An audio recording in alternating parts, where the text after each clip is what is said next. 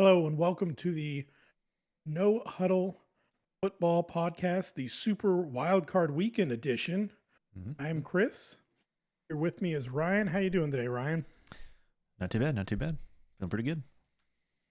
Yep. So we had a nice full slate of 6 games this weekend. 2 on Saturday, 2 on Sunday, 2 on Monday. Just go ahead and dive right into it. The first game of the weekend, your Brownies versus the Texans. This outcome was a bit surprising. I think to Um, everyone, including all the talking heads on yeah, every network. everybody, myself included, uh, I had the Browns over the Texans, and that was no slight to the Texans, no slight yeah, to not at C.J. all. Stroud. I just thought with the way that the Browns had been playing lately, their defense had been, I mean, one of the best, if not the best, in the NFL the last month or so. And then I don't know what happened there. It seemed like CJ Stroud and the Texans dropped 45 on them. the Browns and Texans switched uniforms defensively. Uh, Yeah. yeah, it was. I was pretty shocked. Like I didn't get a chance to watch any of it, but whenever I didn't really want to, by end of like the second or the first half, I was like, oh well, they're gonna lose. Shit. Yeah. Yeah. Yeah. They were down, what, 14-24 at halftime. Yeah, and like That's it. You you're knew it not. was over then. It was Yeah, because done. they're not gonna dig themselves out of that. Like they're too shorthanded offensively. Like offensive line, they're really thin. No, no disrespect to Joe Flacco, but I didn't expect miracles from the guy. Like I hoped his veteran presence would help, but obviously it didn't matter. Obviously Nick Chubb being gone, super big blow the whole year. But with the offensive line going, like couldn't get Amari Cooper going, so it's heavy David and Njoku. And like, okay, well, cool. Then we'll just like double team David and Njoku, and then you're done. Yeah. I mean, Joe Flacco, decent on passing, 34 for 46, 307 yards with a touchdown. The problem were those 2 interceptions that he had. He also had 4 sacks. So the coverage and the pressure were definitely getting to him. Speaking on Amari Cooper, quiet night for him, especially compared to the last time we saw him in week No 17. time to throw to him. He only, yeah, he only registered 4 catches and 59 yards. So, Yeah, look at Njoku's. Was Njoku's 7 catches for 93 yards. 1/3, about basically So, 1/3 of Flacco's passing yards. yep. Said after a while he was just zeroing in on the Njoku, and yeah, it just they kind of became one dimensional there as far as because I mean rushing totals not good. I mean you had Uh, Kareem Hunt 8 for 26, Jerome Ford 9 for 17, and Joe Flacco 3 for 13, 56 yards rushing. Which is so uncharacteristically that's like what you would never expect from this version of the Browns. You expect the passing yards and the rushing yards at least be flipped or somewhat a little bit closer. Like you would maybe think like Flacco would have like maybe 200 yards passing, and then like Yeah, 170 yards rushing between the two backs. I think maybe that was part of the problem though. Is the Texans going up early? It just really knocked the Browns off the game plan. Like you said, ball control, running, and when they got behind, they just 46 pass attempts is a lot for a Browns team. You can obviously tell that being behind was not part of their game plan by any means. Like there was no plan No, for, hey, if we're in a hole, like they're fully expecting to win that game. They had no yeah, plan other than that.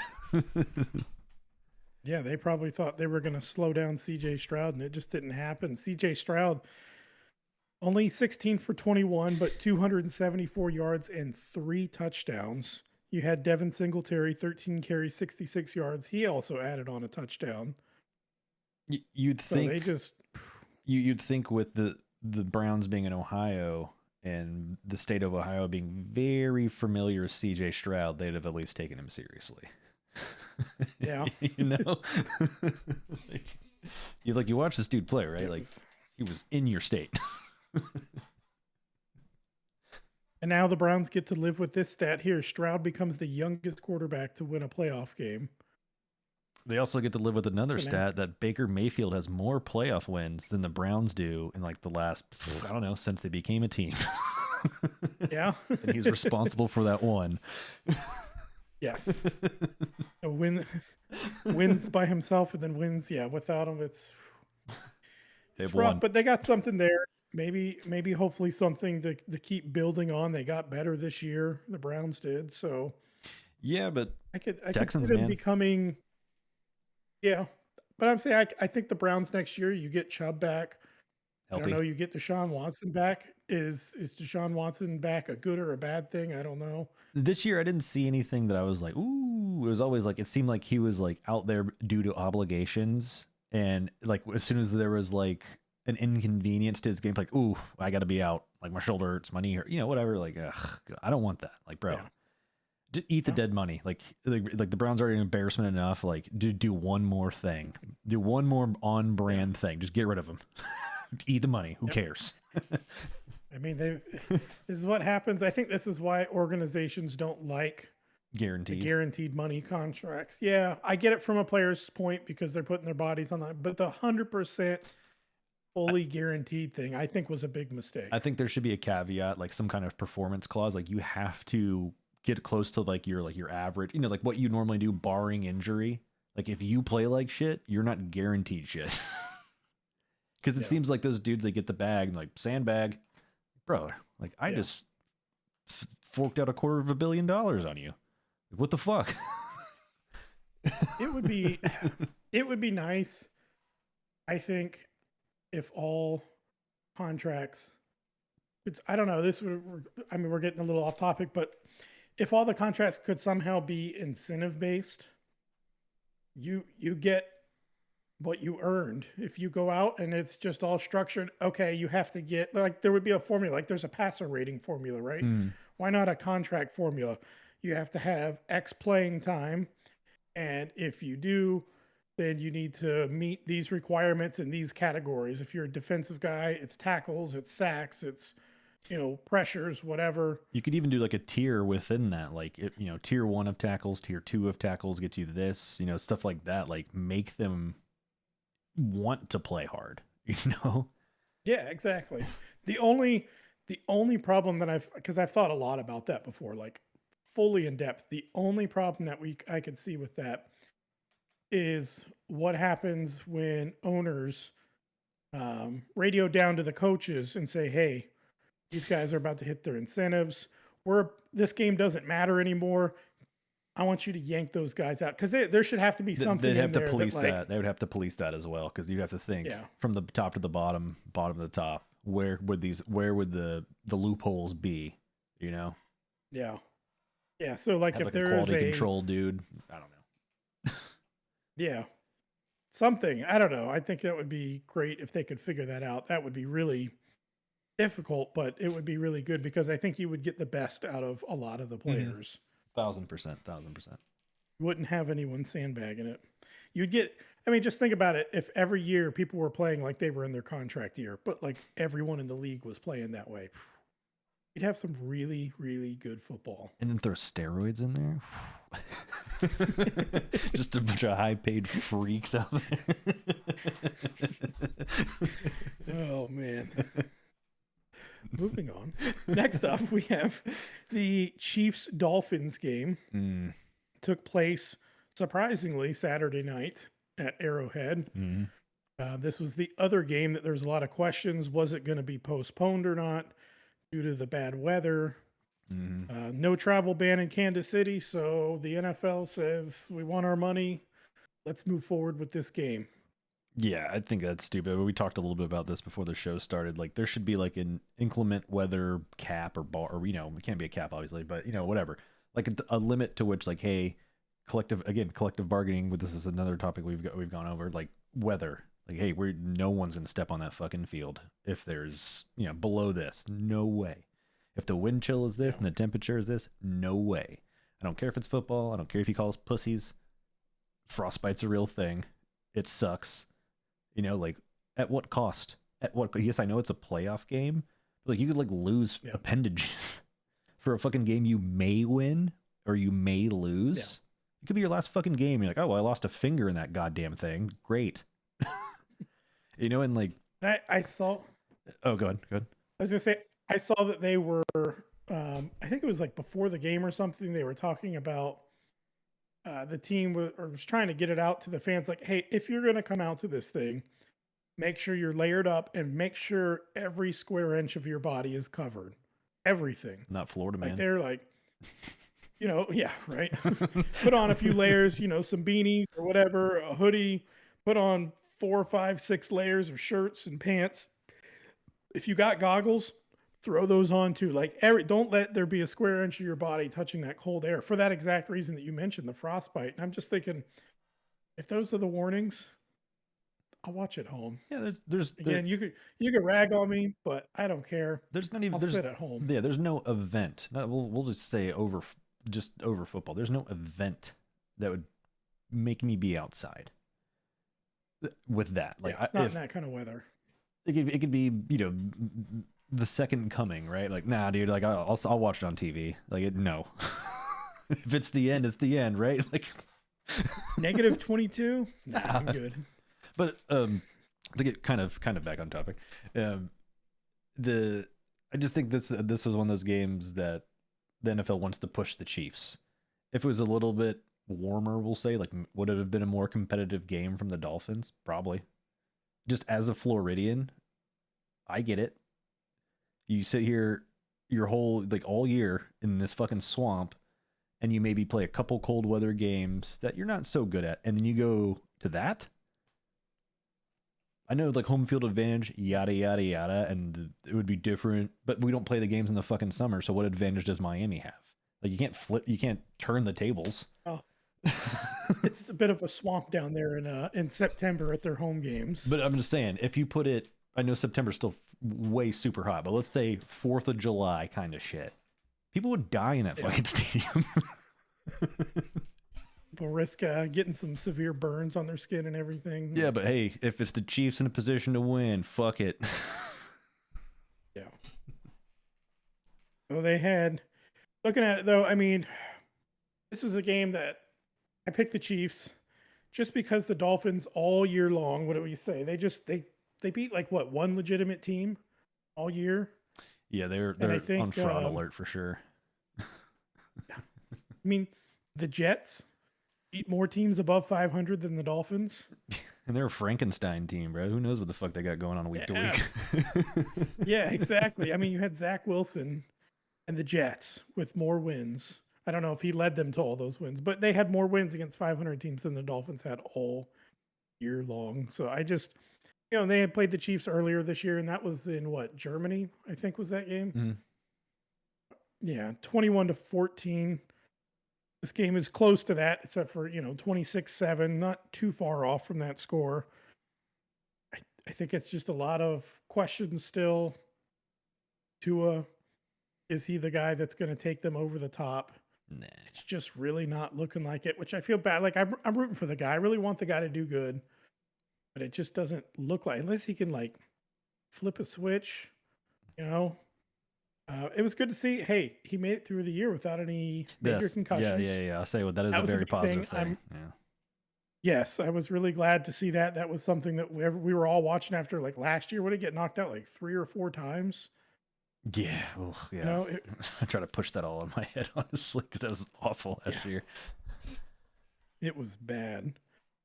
But the Dolphins, they couldn't really get their run game going. They usually have their guys usually running wild on people this year. But I mean, you look as a team, they had 76 rushing yards, no touchdowns. So another team that kind of got away from what they're really good at, running the ball, and they just couldn't, put down their game plan on the Chiefs there. To 199 yards passing, a touchdown, an interception, about what you're expecting from him, around that 200-yard mark, maybe 1 to 2 touchdowns, probably an interception. Tyreek doing his thing, but the rest of the team not really doing a whole lot receiving. So yeah, Chiefs just kind of just kind of had their number. Although, I mean, Patrick Mahomes, 262, 1 touchdown, no interceptions. Checo, 24 carries for 89 yards and a touchdown. So he was looking pretty good. I just think the Chiefs just look like the better team out there. But I think we were all kind of expecting that to happen. Weather aside, I was still picking the Chiefs. Yeah, I mean, they have way more playoff experience, obviously. So they probably came in a little bit more level-headed, despite the weather. Like, it's still cold to them. Don't get me wrong. Like, I know just because they live there doesn't mean they're immune to bone-chilling temperatures. Yeah, they're just obviously more put together when it's the postseason. Yep. Sunday with some entertaining games for different reasons. Starting off this game, I wanted there to be a way for both teams to lose, honestly, but being that couldn't happen, I'm happy with the outcome. Packers, Cowboys, and man, anyone that's just, if someone didn't watch the game, like, did you watch this game from beginning to end? I watched some of it, and I after a while I was like, well, they're gonna blow them out. Like, the score definitely does not tell the tale of the game by any means. Because like when I started like checking my ESPN app later on, I was like, yeah, they keep scoring. Obviously, Steph's keeping a little bit more track of it because it is her Packers. And I look at the score, I'm like, damn, that's all garbage time. Like, yeah, they made it look like a game, but man, they did not play that game at all. I totally agree with Dak. He sucks. No. It was definitely a one-sided game. 27-0 at one point, 27-7 going into the half, but that was like that last second. Again, literally no garbage. time left on the clock. Yeah, kind of like the Packers were taking their foot off the gas almost a little bit. Super prevent defense. Yeah. And you had at one point by the end of the third quarter, it was 41-16. For anyone that didn't watch, 41-16 into the third. I mean, the Packers just stuck it in cruise control going into the fourth quarter. Just don't make any huge mistakes. We've got such a huge lead. They can score. Let them do their little things. Yeah, they can score. Don't hit panic mode. Just do our thing. And I saw like Jerry Jones afterwards doing his Jerry Jones thing. It's like it's become a routine almost, I think. Like, as soon they as do it they every lose, year. he's getting better at these final end of the year press conferences, says, talking about how this is the most disappointing year. Cause I mean, like, I'd say this one is a huge disappointment. Like, what excuse was there this year? There's none. You were at home. You got the home field advantage off a questionable call in the Lions game. You were playing the 7 seed. So now the Cowboys get the honor of knowing that they are the only team, the first and only team to lose to a 7 seed. And so they will always have that and not just get beat by a 7. They get a trophy somehow, Yeah, there you go. There's your trophy. And the fact that, like, their team was healthy. Like, who wasn't playing outside of, I can think of Trayvon Diggs was out, but he's been out most of the year. Yeah. Like, their defense has been fine without him. Yeah. So it's not like it's somebody that just went down and now they've got to fire up a guy that hasn't played at all. No, like, that defense, that happened early enough that they had enough time to adjust, and their defense looked great all year. Offense was firing on all cylinders. And I remember watching the game, the commentators were talking about it. Like, there looks like some disconnect that game between Dak Prescott and CeeDee Lamb. Like, they just weren't on the same page. I don't know if they're like mad at each other, but like something looked off with the two of them. Yeah, the CeeDee Lamb, I saw like the clip of him like celebrating like a first down, like when they're like getting devastated, like they're just getting pounded. They're celebrating first downs, my guy. Why? Just get them. That's what you should have been doing the whole time. Yeah, get them and let's hurry up and get back to the line and get another one. I saw a stat that one of their defensive backs he gave up like 197 yards, receiving yards that game, and I forget what other cornerback they put it, but he gave up less than 197 receiving yards the entirety of the year. Yeah. The dude's the stats for this year, all 17 games, he only gave up under 200 receiving yards to whatever receivers he was guarding in total, whereas the Cowboys defensive back did it in a game. Terrible. I just wonder if it's just with that franchise, it's like a growing pressure every year. They do it to themselves. Yeah, they hype them. We the boys. They feed into it. They feed that flame. Yeah, we the boys. Yeah. And there's already people online that says next year is our year. They always say it. And it's just like, as soon as the clocks were 0, they already said it. They had their thumb on the and sent. All right. Yeah. Next year's our year. Yeah. Like, I just think everyone feeds into it too much. And I don't know if the pressure is just too great or what. Because this team has just had some historic collapses over the years. They're always top 3, I would say, team on paper preseason every year. I can't even remember a time when I looked at the Cowboys like, wow, they have a trash team. Like maybe early 2000s, like after Aikman was gone. It was between that period of time. They had those like weird carousel of quarterbacks. Like, who the fuck are these guys? It was that period of time after Aikman and before Romo. Yeah. Like all those that they were bad then. They were uncharacteristically bad for a few years. But you even think about them since Romo came in. Like you never thought about him because you never heard, Weedham boy, none of that. It all started with Romo, and you're like, oh god, it's been insufferable since 2006. Yep. And then they went from Romo straight to Dak, and I don't know what they do there. I mean, you look at his stat line. Part of it looks good, part of it doesn't.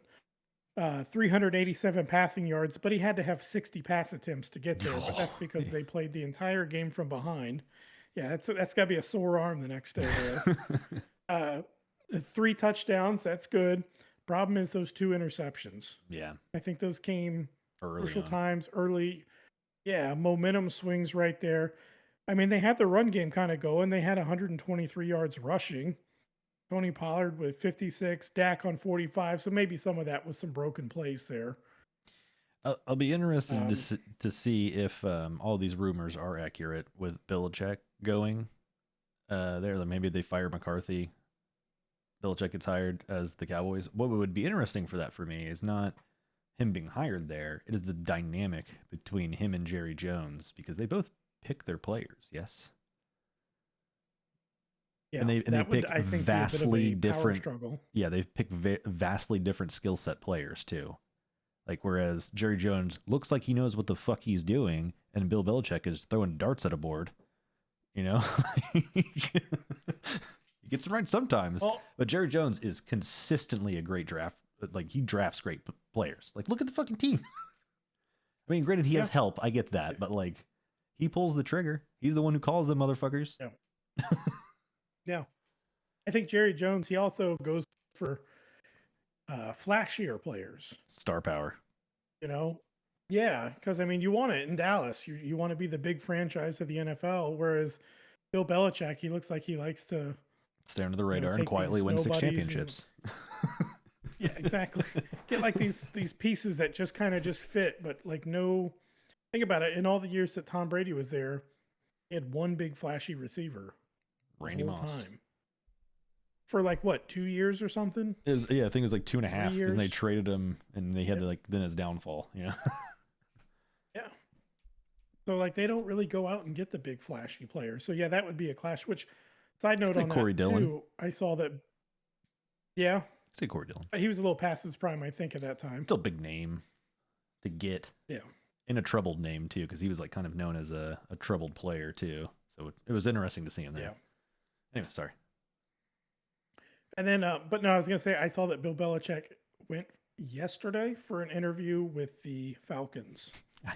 I think it's just like, I think he's just entertaining it. It's probably something fun to do. Like, yeah, fuck it, let's go to Atlanta.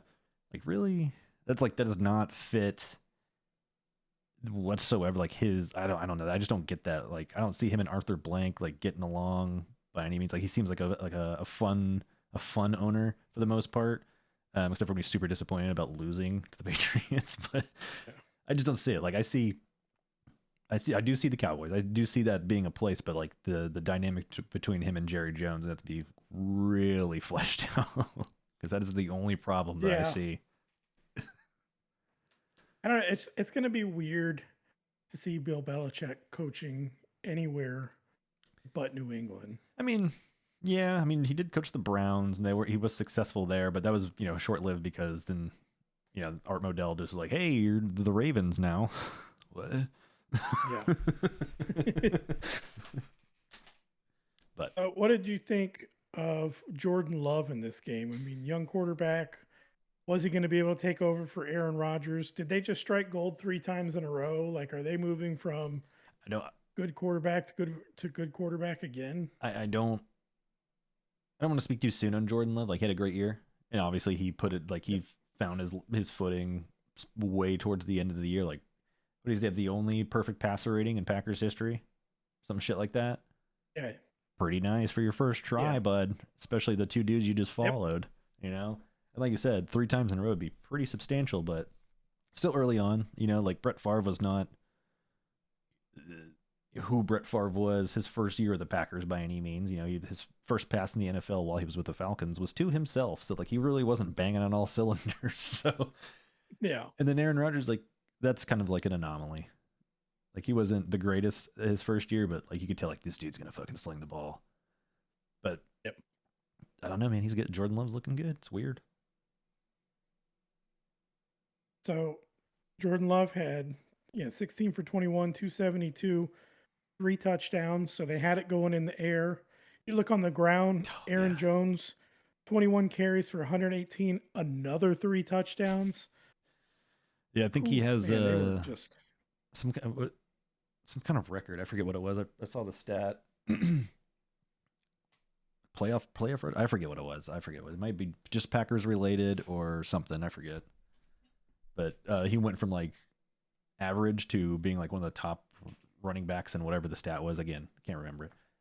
Yeah. Just like that, just one game, you went from bottom to the top of the list. Yeah, and Jordan Love, he was spreading the ball around. 3 different guys had touchdowns. Surprisingly, none of them was Jordan Reed. They shut down Jordan Reed, and it didn't matter. Like if anything, I would have thought he would have been the leading receiver, and he had 0 catches, and they still walked all over this Cowboys defense. They saw something in whatever legal scouting they're allowed to have. Yep. So I was super excited because for 2 reasons. Cowboys are out. We all like to see the Cowboys. When the Cowboys lose, America wins. Even though they're America's team. Yeah. By their own account, they are Yeah. America's team. It's a self-claim. But I think right now, America's team is the next team we're going to talk about, and that's the Detroit Lions. I feel like that's the team everyone has gotten think so, behind and is too. rooting for. Like, that is truly America's team right now. They had their game against the Rams. A lot of people, myself included, were thinking that this could be a game that the Rams would come in and win. Mm-hmm. That maybe the Lions would get a little too hyped, a little too excited, and let their nerves maybe get the best of them. The pressure to be the first team to win a playoff game since '91. Mm-hmm. And it was close. Like this game, definitely the best game of the weekend because we were all excited to see the Lions win. This game was super close and it came right down to the end. Yeah, what I think another like layer to it was like Matt Stafford being the opposing quarterback, obviously. Like I would have, if I was Jared Goff, I would just been shit talking the whole time. I'm like, damn, dude, I did my first try. Like you couldn't do this the whole time you're here. It's that easy. It's crazy, dude. You had Megatron? Wow. But yeah, I'm pumped for the Lions for sure. mainly because of Aiden Hutchinson. But think about it though. The Lions, just kind of speaking to what you were saying there, and Matt Stafford and Megatron, and they had the running back Kevin Smith, who was pretty good. And problem with the Lions back in the day is they always built their team from the outside in. They would go get the quarterback, the receivers, and they would always forget about offensive and defensive line.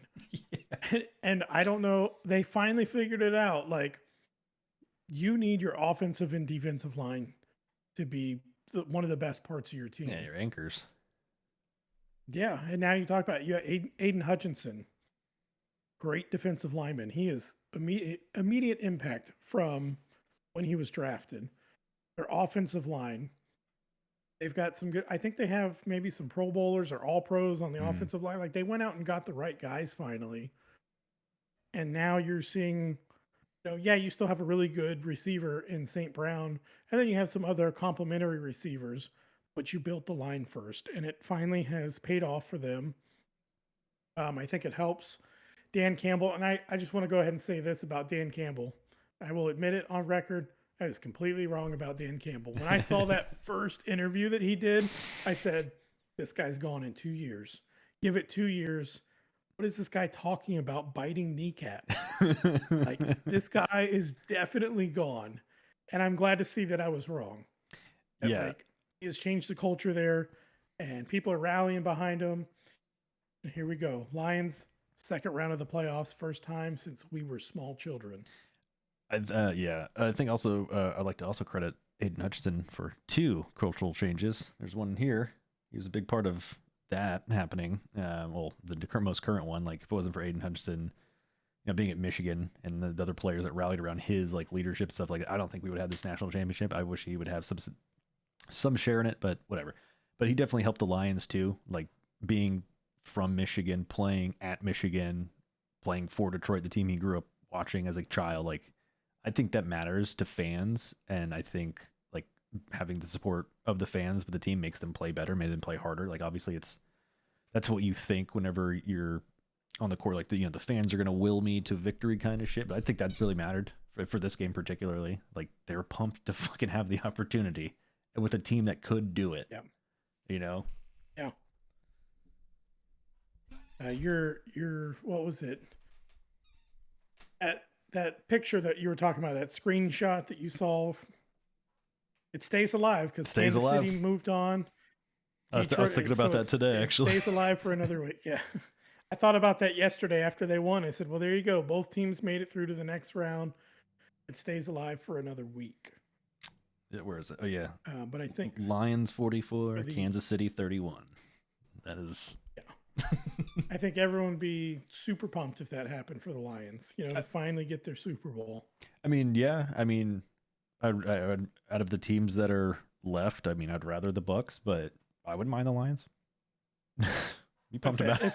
If not the Bucks, basically, I will be rooting for whoever wins that game next week between the Bucks and the Lions. Yeah, I'd have to say the same. I'm not going to be one of these fans that, like, if a team eliminates you, you immediately have to root against them the rest of the way, and you get excited when they get eliminated. Nope. If anything, you want to justify that loss to that better team. Yeah, exactly. You want to, hey, we lost. We got knocked out of the playoffs, but we got knocked out by the team that went on to win the Super Bowl. Like, we got. Like, what do you expect us to do? A really good team. Yeah, they were a really good team. And I liked in this game too. With Dan Campbell and his team, and one of the storylines is that whole Jared Goff, Matt Stafford. The Rams, they didn't think they could win it with Jared Goff. They traded him away. He was kind of like the unwanted quarterback. Stafford immediately won perfectly. Yeah, Stafford immediately goes on to win with Jared Goff's team, and Goff is kind of just looked at as like a guy that wasn't as good, unwanted. Kind of fits in with that whole Detroit mentality. What they got going on. I was really happy to see that when it came down to that final drive of the game, people were just thinking, okay, at this point, just keep running the ball the best you can. Keep the ball out of Jared Goff's hands and just run it. Try and get that first down. If not, go ahead and punt it. and stick the defense out there one more time. And instead, they said, nope, we're not going to take it out of Jared Goff's hands. This is our quarterback. We trust him. We believe in him. And they were letting him make some throws second and that third down to convert. They weren't going to shy away. That would not fit at all with their style this year to play conservative. So I like the aggressive play call and putting that in his hands. Sorry, there's somebody that just stopped outside my window out there. It was weird. Yeah, I agree. Like if that was your brand all year, stay on brand. Live and die by that, dude. Like don't change it now. Like I don't understand. And the trusting the players, I always really enjoy. Like again, I'll tie it to Michigan because I can. Like that's one thing about like that Jim Harbaugh did this year is like when it came down to like crucial moments, he like would basically ask the players like, "Do you think we can do this?" Like, "Yeah, we can." All right, fuck it, let's do it. Okay, it's like, yeah, sure. Like that's like, yes, you're the coach and you should make the decision, but like your players are on the field playing the game. I think they're a little bit more in tuned with what would work and what would not work in that moment, just like ever so slightly, because you're there. Yeah. Plus, you kind of know it gives you a chance to see how they're feeling, what's their confidence level. If they feel like, yeah, we got it, or no, we're seeing something out there we don't like, maybe we should, Yep. you know, let's go this direction instead. But another massive game for St. Brown, 7 catches, 110 yards. This guy just looks, I don't know, it's confusing after. Like, he always looks open. Like, he always finds the soft spot in the zones, or if he's playing man, he can blow by his guy. He's just one of these guys. He looked like Tyreek Hill does a lot of times. Waving his arms. Every time you go to throw the ball, yeah, just waving his arms, like, I'm open again. Here I am. Just give me about 2 seconds. I'm going to find that spot. I'll be open. Just hit me. And then there won't be a guy within about 5 to 7 yards. I'll be able to run. I mean, it's quite a talent. That's what you want from your receivers to literally always be open. And there's always some receivers that say that they're always open, and then there's receivers that are in fact all the way always open. Yeah. You can say it all you want. The tape's there, but like you said, Amon-Ra just seems kind of alone sometimes. Yes. On the flip side, on the Rams receiver side, we had a rookie record, Puka Nacua. Just racking them in, dude. 9 catches, 181 yards. Talking about another guy that looked completely unguardable. He also had a touchdown. Like, how do you have 181 yards against a professional defense? In the playoffs. Yeah, in the playoffs. Like, yeah, what is happening right now? I don't know. Like, I knew very little about him coming in other than his name. I heard a little bit about him in college football, but nothing spectacular. I don't know what they saw in this dude, but obviously they saw exactly what they wanted to see. Like, dude, what a monster. I hope he continues it. Like, I know he's going to get locked down next year, which is kind of a bummer.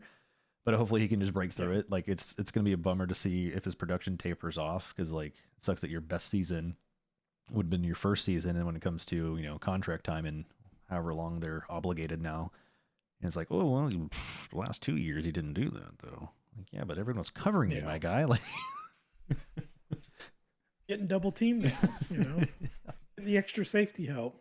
Yeah. But yeah, dude, what a monster. 2 rookie records that probably won't be touched in like a while.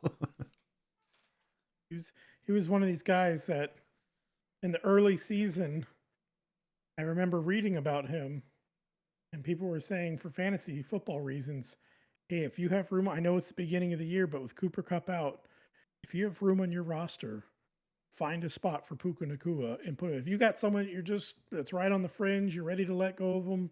I know it's the beginning of the year, but if you ended up, put him in that spot and just wait and see. And I almost did it. Didn't Mike get him? But I got full. I think it was Richie, my buddy Richie from St. Louis. He picked him up. And I got fooled into thinking that this year with Derek Carr, Mike Thomas could maybe be a revival. I am completely full on out on Mike Thomas forever. That's it. I'm done with him because I almost dropped him for Puka, and I was just like, no, because I'm trying to play the long game here, and I think Derek Carr, once he gets going, I could see doing a 1-2 with Olave and Mike Thomas and Puka. What happens when Cooper Cup comes back? Then okay, Puka's good for like 2 games and then he's done. And I was wrong. Yep. He was, turned into a monster of a rookie season, made his Pro Bowl, set his rookie record in a playoff game. So good for him. I hope to, like you said, see him for years put out production like he did this year. Not just this year. I want to see it keep going. Yeah, it'd be great to see. It's kind of, I mean, again, it's kind of a shame to see like it cut so short in a playoff run. But again, at the same time, rather the Lions win. You know, like it's Yeah. cool to see Oh, and all, but absolutely. like, man, maybe next year. Yeah. Yep. Give me the Lions win all day. Moving into the games on Monday, we'll start with the one that had to be rescheduled. Mm-hmm. We had the Bills hosting the Steelers. It looked like by game time, the field was clear. The seats were almost cleared. I Mm-hmm. saw that there was still quite a bit of snow out in the stands. Again, another game. Probably just want to stay at home for that game rather than have to dig through the snow to get to your seat. Like, Well, at least you could I go think I'm wherever you good. want. There was no assigned seats, at least. You know, you go wherever the fuck you want in the stadium. Yeah. I saw some people like putting their drinks in the ice so they keep them cold and everything. Yeah. But like, Uh, I don't know. So the this what? game, I mean, Oh, good. I was just gonna say this game was about what I expected it to be. It was never really a competitive game. It was a little bit boring because like the Yeah, Steelers you knew of they're gonna all the win playoff by how teams, much? You know. yes, the Steelers look like, and this is not just a rag on them because I don't like them, but in all honesty, the Steelers look like the least deserving playoff team. Like they just look like they didn't belong there. It's like they hustled to win their last 3 games and barely get in. Oh wait, that's exactly what they Yeah, did. yeah, Yeah, they did. exactly. They did not deserve to be there. And as a Browns fan, I'll say that because fuck them. But just again, like, what purpose did they serve other than be cannon fodder for a way more in tune team? Like, I Yeah. don't think it did get anyone any good. Like, I'd rather seen Jacksonville in that spot or fucking the Colts or something. You know, like a team that plays consistently. Yes. Not one that just barely got hot, just barely at the end of the year and barely made it into everything had to fall just right for them to scrape their way in. And there you go. Yeah, yeah, all As that hustle quickly to as get they're in, they Mike are out. Tomlin over 500 just to lose immediately, like Yeah. wasted effort. Did you, did you see his post game press conference? I mean, he had to know that fucking question was coming. It's literally what they ask Yeah. every coach after every playoff loss. Yeah. Just don't be a baby. Just answer the question like Belichick. On to Cincinnati. Whatever you have to say. Don't walk out, bro. You knew the question was Yeah. He just coming. looks at him and just, I'm out. You knew it was coming. Like, yeah. Especially, I guess he's going into the last year of his contract. And I don't know. I don't understand what he's worried about. Like, he has that thing of never being below 500 and you're in the last year. So what?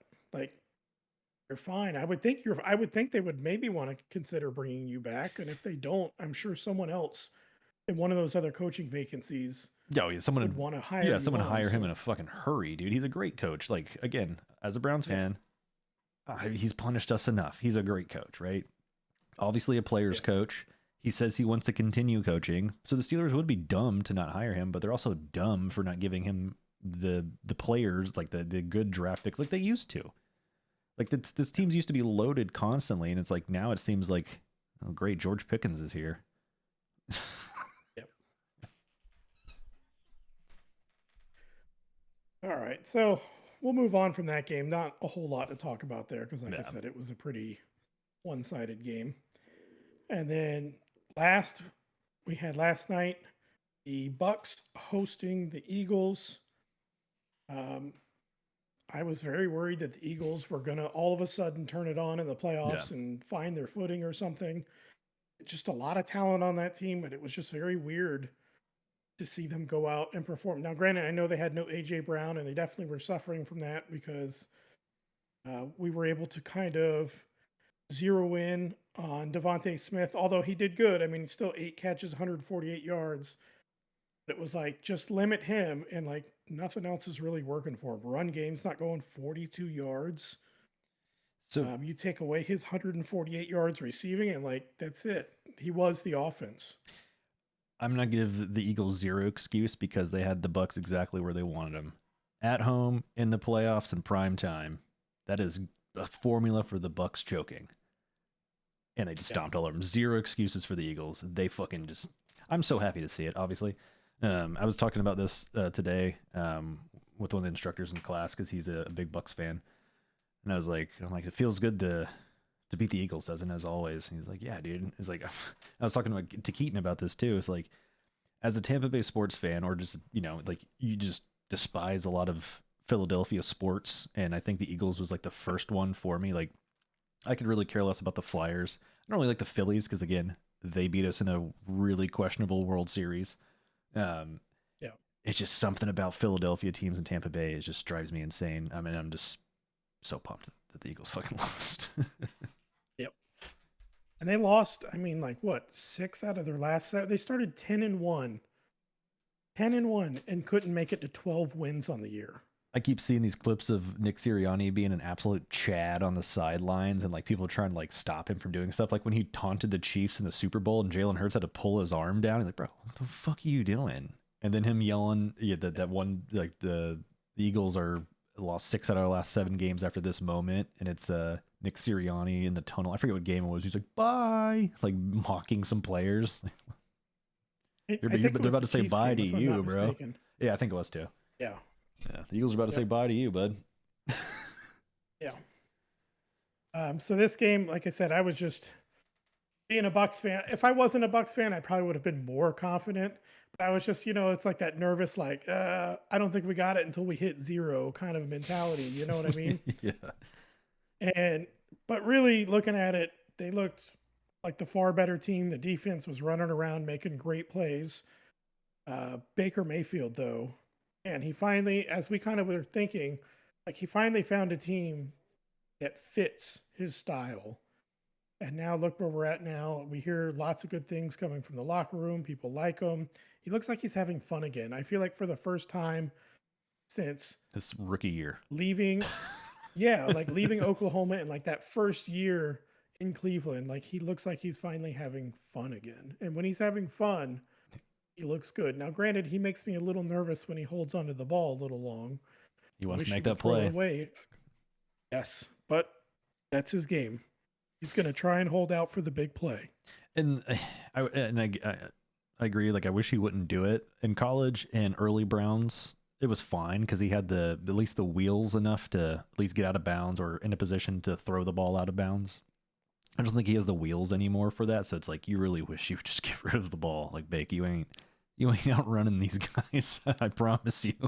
Like if you go side to side with these defensive ends or even fucking the linebackers, it doesn't matter the team. They're gonna catch you, bud. You're a late 20s white guy. Like they're gonna get you. But it's at least nice to see, hey, don't get me wrong. Tom Brady years were great. We got a Super Bowl out of it. We got very close again another year. The only thing that was frustrating from the Tom Brady years were once that pass rush got close, you knew the play was dead. Yeah, Like there was no chance he's going down to protect himself, Yeah. which made perfect sense. He's 45. Now you feel like sometimes, yeah.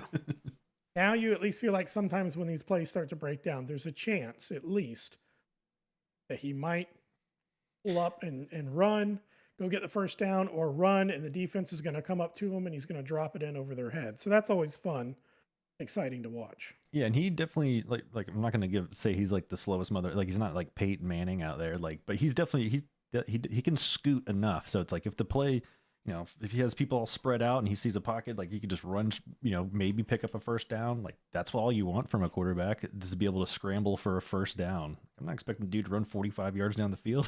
10, get out of bounds, lay down. Yeah, exactly. Just get us just enough yards, but keep yourself healthy. Don't push yourself. Don't lower your shoulder into people. Don't do that. We need you healthy.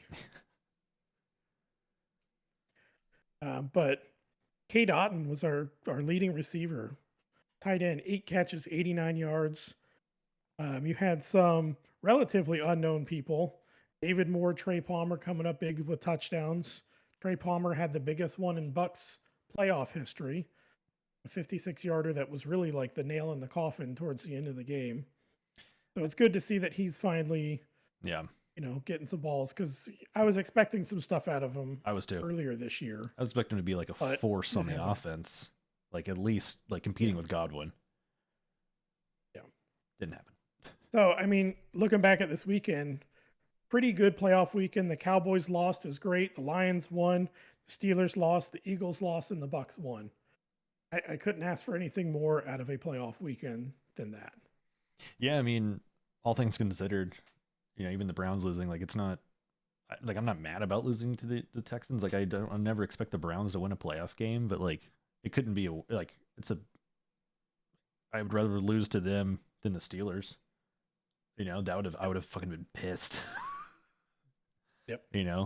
Or the Dolphins. Like that would have been because like again they were on fraud alert all year. Like that would have been a bummer. Yeah, we knew But they weren't but gonna a make it. division winner, I'm fine with that. I'm fine Yeah. with that. Absolutely.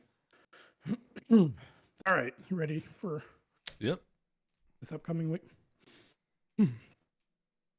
All right, and then moving into this week's upcoming games, we'll just run down all of them and then we'll circle back to them. So we have the Texans at the Ravens Saturday at 4:30. We have the Packers at 49ers Saturday at 8:15. You have the Bucks at the Lions Sunday at 3, and then the Chiefs at the Bills Sunday at 6:30. So let's start with the first game, Texans at Ravens Saturday 4:30. Any thoughts, any predictions for this game? I mean, I think the Ravens are going to win. But I would like to see the Texans win at this point. But I think Ravens are going to win. Yeah. The only thing that I wonder about this game and the Ravens, and if I remember correctly, I think a lot of them sat out in the final game of the season A because lot they of were time already off. locked into the number one. Yeah, so like you're going to have 2 weeks off, and you have a Texans team riding high right now, won their playoff game when no one thought they would, with a rookie coach and a rookie quarterback. And I don't know, like I still think the Ravens are going to win, but like I don't think I would be completely shocked if the Texans went in and stole one. Yeah, as soon as a convincing win is you thought maybe as the season ended or like as the season was ending, like they look like two vastly different teams, But now it seems like Yeah. it could happen. Yeah. I mean, it wouldn't be surprising. Oh, I would feel bad for Lamar if that does happen. If the Texans come in and steal one, and Be he better. has an above average game, I feel like, geez, that would be rough for him. I mean, I'm sure it because would. he's always been one he gets critiqued a lot. Like, Well, I yeah. feel like the only quarterback right now that I can think of offhand that gets critiqued more is Dak Prescott, but that's because he's in Dallas. And You take Dak out of Dallas, and he's not catching all that. But Lamar is always, I don't know what it is. Everyone just kind of gives him crap. I mean, I have two. I think I know what it is. I mean, I don't agree with the thought by any means, but I think it's just because how black he is. I just truly think that's what it is. I think people are just uncomfortable with how successful he is, and frankly, as black as he is, like I don't see an issue. Like he's a fucking awesome athlete. He was great in fucking college. I mean, winning a Heisman at Louisville. How can you get mad at Yeah. this dude for being awesome? Like I Yeah. think that's a lot of what it is. Like they critique black quarterbacks, which they're going to do for until the end of time, which is so dumb. It's completely different. They play completely different. It's like Yep. people get so like, well, why isn't he standing in the pocket? Like if he needs to, he does. Like, have you not figured that out? If he has the ability to run and it's going to be more successful than the throw he cannot make, I would rather him run because he can. Yeah. Absolutely. And the only problem I ever have with any quarterback running is what I just said with Baker. Like, you're gonna run, do your thing, but when it's time, get down. No, as a quarterback, I don't want to see you dropping the shoulder. I don't like it. I don't want to see Baker do it. I don't like seeing Lamar do it. I don't like seeing Josh Allen do it either because like it How, makes for a nice highlight for the time being. but how many But I feel like hits? every hit you're Yeah. just you're just watching that career shorten before your eyes. Like, no, I want to see you play longer. I want to see Lamar. And I think this is really settled in like with RG3. I think is where a Mm-hmm. lot of that comes from. Is man, think how hyped God. everybody was for RJ3 and Andrew Luck. Oh yeah, yeah, Right? Those two quarterbacks. We were expecting this was the next round of Brady and Peyton Manning, yeah. Pretty much. and both of them had very shortened careers due to injuries. Yeah. Andrew looks. I get like he doesn't have the horrible injury that RG3 had, and who's obviously a mobile quarterback who threw great, but I think RG3's is more of like a freak one than whereas Andrew Luck was Yeah. like just beaten up all the time. And it's a shame because like I really enjoyed RG3. Like again, winning a Heisman at Baylor is pretty impressive. Um, Yep. and he had Josh Gordon as one of his receivers. Wish he would have got his shit together, but um, I wanted to see RG3 continue to play. I thought he'd been awesome. I mean, I do love that we get to have him as a commentator. He is by far, bar none, my favorite commentator right now. But again, like that's not where he should be. He should be on the field, but his play style is why he's on a commentator. And I agree. I don't want to see quarterbacks take hits, but I think with Lamar, he's so evasive. Like you don't really see him get hit too much. Like when he does, you're like, ooh, yikes! You should have dodged that one. But for the most part, he does pretty good. And he's a big dude. He's strong. Like I don't know. Who cares, dude? He's winning games. He's likely going to be the MVP. Shut the fuck up. Yeah. Yeah. Let the man go out and play. I'll just touch on one thing you're talking about RG3, favorite commentator. He's one of my favorite people to follow on Twitter. Like I like I like his he's got some funny stuff in there, but like I also like his serious takes Mm, because smart. I feel like he doesn't ever stand. Some people will draw a line and they say I'm always going to stand on the left side of the line, the right side of the line, whatever, no matter what. But he's just kind of like he'll jump back and forth and judge everything on a case by case scenario. And he'll look at each situation for what it is and then kind of come up with his opinion from there, what he thinks about this person, that person, this situation, that situation. So I always like to read what he's putting out on Twitter. Yeah. But we are both, so are we both in agreement that we both think the Ravens will win, but both would want to see the Texans win? Yeah. Yeah. All right, then the later game, Saturday night, you have the 49ers and the Packers. Also, I don't know if they did this last year or not, but I was glad, I was kind of keeping an eye on how they were going to do the schedule. I like how they have both of the one seeds playing on Saturday. They haven't played in a while. Get their game going first. Mm. Also, this is good for both the Bucks and the Bills, who both had to play on Monday night, to not have to turn around and play on Saturday. So, like, it worked good on both accounts there. Yeah, you like to see the schedule actually working out to benefit both teams, really, or both sets of games, or however you want Yeah. to work it. Like you don't want to see any in the playoffs at any kind of disadvantage due to scheduling. Like, yes, we understand home field advantage can be a bitch, but you shouldn't be fucked by the schedule. Yeah, because that's what I was like. I'm like, man, I hope the Bills nor the Bucks have to turn around and play on Saturday. Like that would be pretty terrible. And the fact that neither one of them have to play the 49ers or the Ravens, that way they could, again, they could work the schedule. I think that was well done the way they decided to do this round.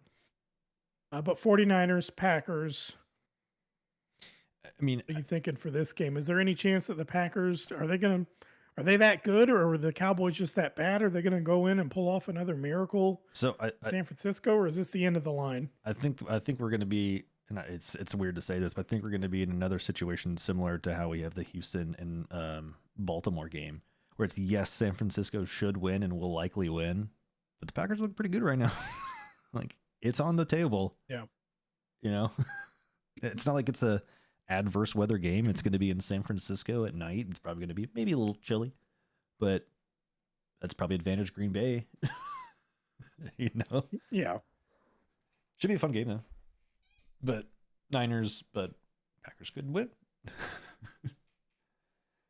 Yeah, I'm kind of feeling the same way. The 49ers, they definitely need to watch the game if they didn't already and say, hey, we got to take these guys serious. I wouldn't, if I'm the 49ers, I'm not writing it off so much as the Cowboys choking. I'm taking this team serious. Mm-hmm. They're really young. They may be able to try and catch. Let's not let them catch us off guard as well, like they did with the Cowboys. Mm-hmm. But I do think as well that the 49ers are going to win. I think they just have too much talent everywhere on the ball. And I think the 49ers are also on a mission, very motivated, very focused. They lost last year in the NFC Championship game. When they lost All their quarterbacks, all their quarterbacks, they had a guy with like an arm that couldn't throw, Brock Purdy just handing the ball off every play. Like, I think they're on a mission this year, and I think they're going to be almost too tough for anyone to stop. I still think the 49ers are the favorites at this point. So I'm torn on this one on who I want. So I think the 49ers are going to win. That's my pick. I'm torn on who I want to win. Yeah. Because if I look at it from strictly a team perspective, 49ers or the Packers, I'd love to see the Packers lose. Always want to see the Bucs old division rival lose. Yeah. 49ers, I used to root for them a lot as a kid because I love watching Steve Young and Jerry Rice. Everyone else, but especially those two. HB Dawson pass. Yeah, there you go. And that was my play on like Madden on the computer. It's like like what 94. Madden was that? I don't remember. It was way, Something like that. Was it Garrison 94, Hurst was the halfback, right? Yeah. So someone would have to do some research. And he had some 99 accuracy back there for whatever reason. Yeah. Defense would always fall for that play. Do a little halfback toss. Everyone would come down, and then you just throw it right over their head. Oh, coding. Jerry Rice. Computer coding. So I would, like I said, I used to root for the 49ers when I was a kid, so I would like to see them go over. The only reason why I might want it to go the other way around and why I'd rather see the Packers instead of the 49ers is going into our next game. Whoever wins the Bucs-Lions game has to play the winner of that. And like I was talking about earlier in the show, I'm really going to be rooting for whoever wins the Bucs-Lions game to win it all. Mm-hmm. And if the Packers win, of course, then the winner of the Bucs-Lions gets a home game. No, yeah, that's true. If the 49ers win, the winner of the Bucs-Lions has to go on the road. Mm-hmm. So I'd be happy either way. So I don't know. I'm torn. I guess I kind of want to see the Packers win more. It's just weird to say. Yeah, it is kind of weird. I don't know. I'd rather give the home field advantage to the Bucs and Lions. God, yeah. I mean, if Green Bay wins, let's say the Lions win, we have an NFC North NFC Championship. Yeah, that'd be weird. Hosted by the Lions. Where are we? Or if the Bucs were to win, though, let's say Packers win, Bucs win. You have the Bucs hosting the NFC Championship game. On a year, if you could go back and look at all the experts, they had the Bucs as like a bottom 3 team. They're talking about like no one had pinned them for more than 5 wins. What's that? That's what I did. I have them as division winners, which they ended up being. Yeah. I'm saying like everyone was talking about them getting like 2 wins, 3 wins. I'm like, I don't see it. Like, listen, I know Brady is gone, but like all the other talent is still there. One guy. Like who else? Yeah, it's one guy that left. I mean, I understand and the he's difference. Really good, but like I understand the difference he made when he was that one guy that came in, but at the same time, like Baker Mayfield is just fine. We've seen it. Like you put the plays that he can play, he does just fine. And I think anybody that knows football would have seen that coming, that this team can function around Baker Mayfield because it fits his play style. It's not that he was a bad quarterback. It's just he's always been on these super run heavy teams, which does not complement his skill set at all. He's a gunslinger, not a game manager. You need to put the ball in his hands and let him go make those big plays and hype everybody up. That's what he does. Yeah, you think of Drew Brees and Brett Favre when you see Baker Mayfield. You don't think field general Peyton Manning by any means. Yeah, not at all. So on that Bucks Lions game in Detroit, who do you think is going to win this game? I think the Lions are going to win. But goddamn, like I'd love to see the Bucks win. Obviously, I always will support the home team. And again, it's very possible that they can. It's not off the table. So I like the Bucks to win, but I think the Lions are going to win. Yeah. I'm. This is what I like about this year's playoffs. I'm not mad about game outcomes. A lot of these games, well, that and just like you could make a case for either team this year on a lot of these games. Yeah. Some years it's just like we get into the playoffs and you're just like, yep, I can see that this team, like last year, I think going into the playoffs, we all knew the Chiefs and the Eagles were like by far the two dominant teams going into the playoffs. Mm-hmm. Sure enough, they each marched their way right through the playoffs into the Super Bowl to face each other. Yeah, of course, we have the Ravens, the 49ers, we kind of feel good about, but not really. Not super great. And this is just another one of those games. I think the Lions will win. I think they're riding high off a lot of momentum, but I think they're very beatable by this Bucks team. Yeah. Because you just saw what we did to the Eagle. If it just depends on which Bucks team shows up. Yeah. Right? If the Bucks team from last night shows up, or the Bucks team against the Jaguars game that I went to, if that Bucks team shows up, Lambeau Field Bucks.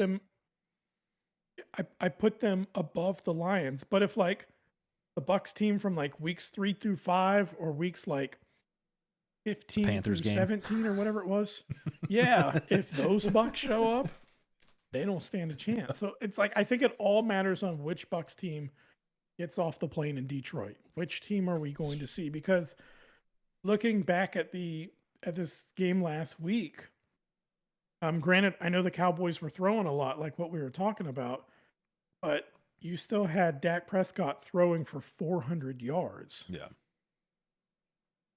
Their corners are a bit suspect in Detroit. I think it's kind of the weakness of the team right now. And if you got Mike Evans and Chris Godwin and you going against two suspect corners, and even if you're successfully able to cover one, now you got Trey Palmer, who's finally coming along. You got to look out for him. You got some of the other guys. You got your running backs aren't half bad. Who else? Yeah, Rashad White can come out of the backfield, catch a pass, and run. And then Kate Otten, that was the other one I was talking about. So like, there's so many different receiving options that you have to worry about with the Bucks team. So I think that they could go in there and do it. Which team is going to show up? I just don't know. It's why this game is probably one of the harder games to pick. I think for the Bucks, I think maybe it really depends on the uniform combination. You know, if they go in all whites, they're done, right? Pewter pants, they're done. White jerseys, key to success. There's a chance. Yeah. I hope they go with I hate the all whites. To me, it's a fucking surrender flag. Every time I see them, like, oh, they're gonna roll over, dude. It's the worst combination. So I would be ecstatic to see the Bucks make it to the NFC Championship game, because I definitely did not see that coming. I thought they were gonna maybe make the playoffs. Man, it's so weird that I had more faith in your team this year. Listen, I didn't know how the 7th seed was going to fall this year. I know Baker Mayfield. I put them right on the cusp. Yes. Hey, they got in on the tiebreaker, so I will take it. And then the last game of the weekend, and the game that definitely should go on last, you have the Chiefs heading into Buffalo. This is always a fun game to watch when these two go head to head. Patrick Mahomes, Josh Allen. What do you think we've got in store for us Sunday night? Well, it'll be interesting because this is Patty Mahomes' first away playoff game. First road. Yep, first road playoff game. So this is uncharted territory. However, the script already leaked, so I'm gonna go ahead and just take the Chiefs. You're just gonna take the Chiefs. I just think like until they are eliminated, I will just assume the NFL is pushing them as far along as they can go. Yeah. Yeah, I mean, do I want Buffalo to win? Absolutely. Absolutely do I want them to win. It's probably out of all of them here, I think I want them to win more than I want the Bucks to beat the Lions. Really? Just because you want to? I'm over the Is it Chiefs. because you want to see the Chiefs lose? Over the Chiefs. Yeah. You know me, I don't like dynasties. I don't care. Like, is it fun? Sure. But like, it's boring.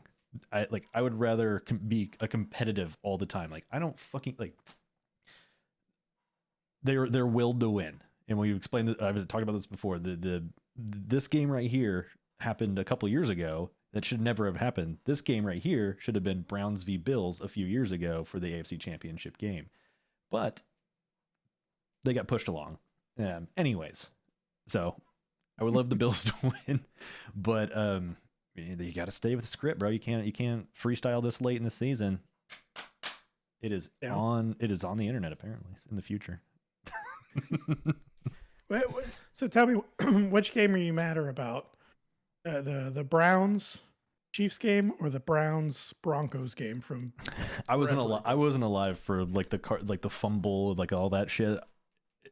Is it stupid? Yeah, like every time I've ever seen the video, I'm like, what the fuck, man? But like, it's just part of the brand. Yeah. You know, I think the Browns are similar to how the Lions were cursed by treating Barry Sanders like shit. I think the Browns are perpetually cursed by letting Jim Brown leave the NFL. Because what happened? Short story. What happened is he only played 8 years in the NFL. He went to go film the movie The Dirty Dozen, which is a war movie. And Art Modell's like, you can film the movie, but you'll no longer be a Cleveland Brown. That's what Jim Brown said. Yeah, it's like so I don't have to do. It's like I can go make a shitload of money being in movies, which he did. He was in a lot of goddamn movies, FYI, and not have to take my body doesn't take a beating, and people will still love me and respect me, and my records are going to be so hard to break, even though I only played 8 years in a shorter scheduled season. Yeah, like what, 12, 14 games back then? Yeah, and his records are like barely broken. Yeah. Cursed. Side note on that, I really think the NFL should keep records based off of how many games are in a season. Yeah. So like Jerry Rice's receiving record is the receiving record to me. For season long records. That should be this is the record 14, 16 in a 17. Yes. Give me 3 sets of stats. If you have more game, like what does it mean if in today's NFL, you could get into another level of like the rule changes and stuff, but at least at its core, let me see the record at 14 games. Let me see it at 16, and then let me see another set of records at 17 games. Because if you shatter someone's record, you had 17 games and they only had 14 in which to do it. I think the reason why you barely did it, like, come on. I think the reason why that bothers you and me so much is that I think because me and you are very stat driven with our like decisions and how we view things. So it's like, yeah, like so it's immediately when we see like that, we're like, okay, well, you played more games, so therefore you have more chances and opportunities to have those stats. Am I wrong? So it's like, yeah. Like at what point? I know people, it's only one game, but like that's 60 more minutes of football. What if somewhere, yeah. But like, what if somewhere down the road, instead of them playing 17 games, what happens when they're up to like 22 games a year? Oh man, he crushed this 100-year-old record. Well, yeah, back then they had 14 games and you got like 22. You got like 8 more games. You got half a season more in which to break this record. My average per game was 150 yards. Your average per game 97 is like 42. Yeah, like something way lower, and it's like, yeah, you beat it, but I also had more tries at it. I also have the same argument when it comes to more so basketball. When it comes to like trying to like judge eras, I'm like, I mean, if you look at like LeBron James, he spends like $2 million a year on his body to be at the utmost physical shape, but yet he's still will forever be compared to Jordan and Kobe, who didn't do those things. Yeah. Yeah. And they did just fine. So it's like, bro, you're doing all this Yep. extra to still be second or third place. And like that, and like all these newer athletes have all these opportunities, are born and bred to play these sports. So theoretically, yes, they should be better. So they should be like doubling these records. You know, like Jerry Rice's receiving record should have been crushed years and years before Calvin Johnson even touched it, theoretically, if their people were born and bred. But whatever. But getting back to our Bills Chiefs game, so you're still taking the Chiefs on the road. Yeah, I mean, I said the Bills window was script. closing. I think it's going to continue to close. Yep. I think all the way down the line, I think we are going to have the exact same picks for who we think will win and who we want to win, because in this game, I think we both would like to see the Bills win. But it's always hard to pick against the Chiefs with Patrick Mahomes. Until they lose, it feels like they're going to win. Maybe if the Chiefs make it through and if the Ravens make it through, maybe I'll pick against them next week, depending on how both teams look this week. But I don't know. And again, it's hard to tell. Like the Bills, they're another team. They got red hot at the end. Mm-hmm. You know, which, hey, that's sometimes what you need. Yep. You need to get hot at the end. But we didn't really get to see, I don't think, what the Bills are about this postseason last week, playing the Steelers. So maybe I'll have some more faith in the Bills if they can knock off the Chiefs this week. But until it happens, I got to ride with the Chiefs here. Yeah. Unfortunately. But hey, so where are we going? We're basically 3 home teams and an away team for this week is where we're going. Yeah. Last week was 5 home teams and 1 away team. So it was heavily favored for the home teams. Of course, the only home team that couldn't pull it off was Dim Boys. Of course. Per usual, on schedule. Yep.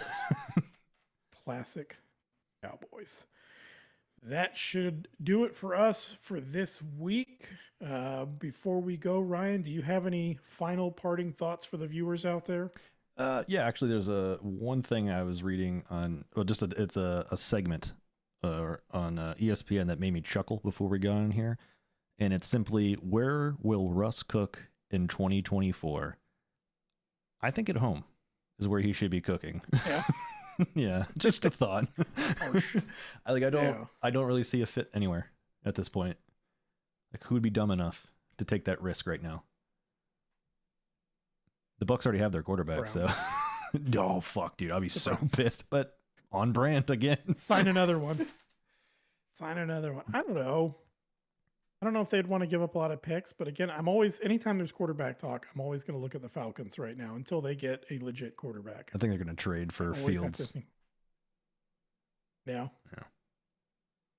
Okay, that could happen.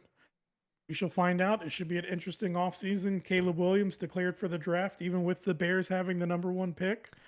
Might have another Eli situation. I don't know.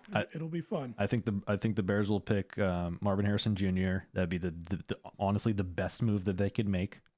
And then Caleb Williams is going to go to the Commanders, and he's going to hate his life. Yeah. Yeah. Yep, it's going to be rough, but hey, at least it's not the Bears for him. So he might be the only person to ever drive himself to the 3rd or 4th pick. Yes. All that lost money. But that'll do it for us, and we will see you guys next week.